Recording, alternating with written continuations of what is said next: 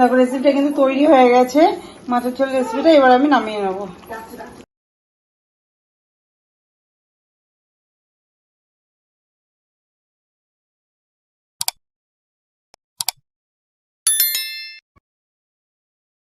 Hello friends, welcome back to my channel. আমার চ্যানেলে তোমাদের সকলকে স্বাগত। দেখো চলে এসেছি আরো একটা নতুন রেসিপি নিয়ে। আর আমার আজকে রেসিপি হলো নদীর ছোট ছোট বাঁশপাতা মাছের রেসিপি। তো চলো রেসিপিটা দেখে নেওয়া যাক। দেখো এখানে বাঁশপাতা মাছ আছে। মাছটাকে রান্নার জন্য কি কি লাগছে আমি এখানে খুব সিম্পল ভাবে রান্না করবো। আর এই যে পাতলা মাছ, পাতলা ভাবেই ভালো লাগে ঝোল রান্না করলে। আমি এখানে দেখো পাতলা পাতলা করে আলু কেটে নিয়েছি, একদম পাতলা পাতলা করে আলু কেটে নিয়েছি।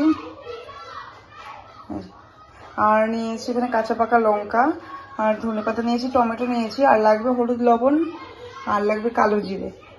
আর মশলা আমি এই যে প্রথমে মাছগুলো আমি হলুদ আর লবণ দিয়ে মাখিয়ে নেবো। মাখিয়ে আমি মাছগুলো ভালো করে ভেজে নেবো।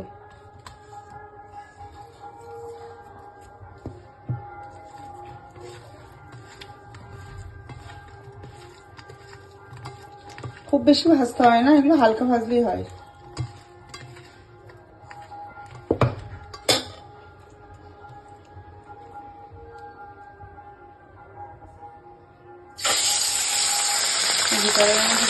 হালকা ভেজে নেব। দেখো মাছগুলো ভাজা হয়ে গেছে। এইভাবে মানে কিছু মাছ ভাজা হয়েছে, এইভাবে বাকি মাছগুলো একটু ভেজে নেবো। সমস্ত মাছ আমার ভাজা হয়ে গেছে। কড়াইয়ের মধ্যে দিয়ে দিলাম কিছুটা পরিমাণে কালো জিরে, তেলে দিয়েছি। এবার ভেজে কেটে রাখা আলুগুলো দিয়ে দেবো।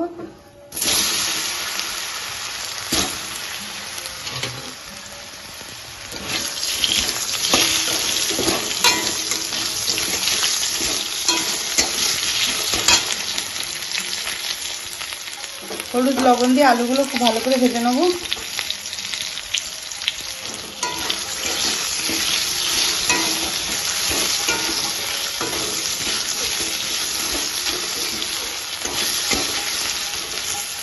এবার এর মধ্যে দেবো টমেটো, কেটে রাখা টমেটো, সেটা কুচি দিয়ে দেবো। দেখো, আর দিয়ে দেবো লঙ্কা, দিয়ে সমস্ত কিছু ভালো করে ভেজে নেবো।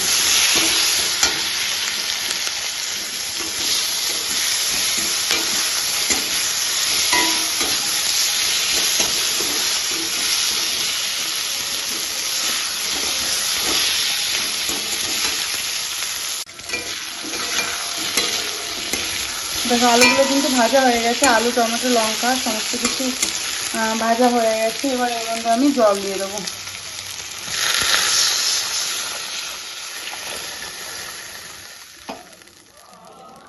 মাছের পরিমাণ দেখে ঝোল দেবে, কারণ খুব বেশি ঝোল দিলেও ভালো লাগবে না জল দিলে।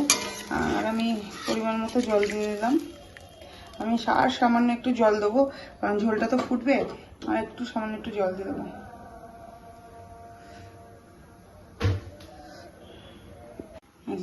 এবার দিয়ে দেবো এর মধ্যে আর কিছুটা পরিমাণে হলুদ।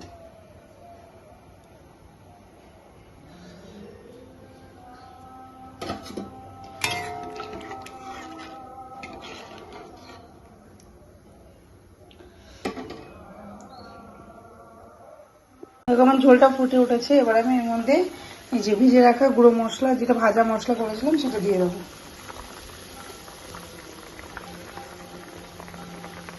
আর দিয়ে দেবো ভেজে রাখা মাছ।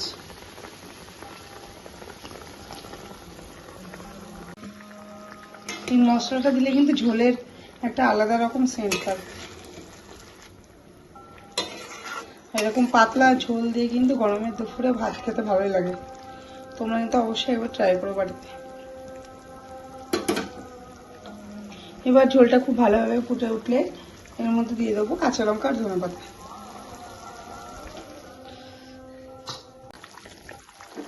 ঝোলটা কিন্তু ফুটে উঠেছে। দেখো আমি এর মধ্যে দিয়ে দিয়েছি এটা সবুজ এই যে কাঁচা লঙ্কা, আর দিলাম ধনেপাতা কিছুটা।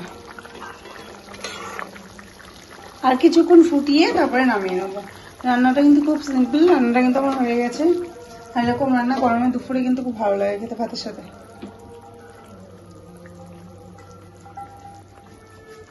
খুব সিম্পল উপায়ে রান্নাটা করা যায়, খুব তাড়াতাড়ি হয়। আর এই কাঁচা লঙ্কাগুলো দিলে একটু সেন্টটা ভালো হয়। দেখো রেসিপিটা কিন্তু তৈরি হয়ে গেছে। মাছের ঝোল রেসিপিটা এবার আমি নামিয়ে নেবো। দেখো তৈরি হয়ে গেছে আমার বাঁশপাতা বা কাজলি মাছের ঝোলের রেসিপি। আর রেসিপিটা যদি ভালো লেগে থাকে অবশ্যই কিন্তু তোমরা বাড়িতে একবার ট্রাই করো। যদি রেসিপিটা ভালো লেগে থাকে অবশ্যই কিন্তু বাড়িতে একবার ট্রাই করো। আর রেসিপিটা ভালো লাগলে লাইক কমেন্ট শেয়ার এবং আমার চ্যানেলটা কিন্তু অবশ্যই সাবস্ক্রাইব করবে। তো আজকের মতো এইটুকুই, ফ্রেশ নেক্সট রেসিপি নিয়ে পরের দিন। Tata, bye bye.